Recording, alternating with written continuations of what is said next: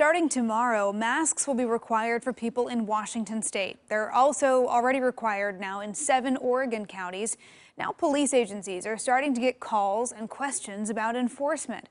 We wanted to know more how this is all going to work, so our Lisa Balick is looking into this. She joins us live from Beaverton tonight. Lisa? Yeah, it's interesting. Around the country, we have seen some violent confrontations between people who have masks and people who are not wearing masks. Now, I checked with law officers around here and in Washington, and they say that while they don't want to step in, they will if they have to. Many businesses started requiring customers to wear masks when they first reopened, and it can be a challenge. I've had people come in and they have asthma issues or they have bronchial issues, and they'll try to stick their nose out, and I have to remind them not to put their nose out or it defeats the purpose of the mask.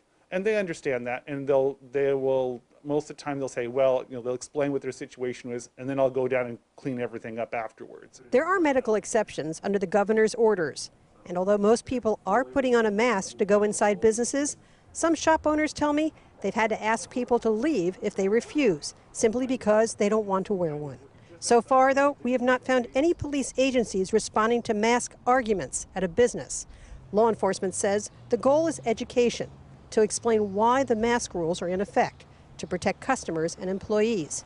But some agencies say they will step in if a situation gets tense. If a business says, hey, I don't want this individual inside anymore, we want them to leave, and the person refused to leave, technically they're trespassing. We don't want to arrest anybody for trespassing. That's not our goal. Like I said, we want compliance. In Clark County, the sheriff says, quote, we need to move away from our deputies and local law enforcement as the enforcers of the COVID-19 virus guidance.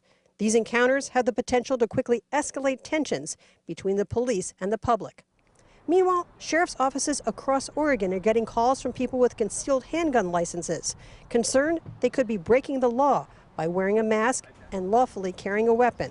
It's been an issue in other states. There's no specific law in Oregon that prevents a valid concealed handgun licensee from carrying their firearm and wearing a mask at the same time. Now, one thing law officers at many agencies told me today is that if you are wearing a mask and you are near somebody who's not wearing a mask, don't get into it. They say it's just not worth it. Go around them, keep the space. You'll have to make the space getting around them somehow. Live in Beaverton, Lisa Balick, KOIN 6 News. All right, thanks, Lisa.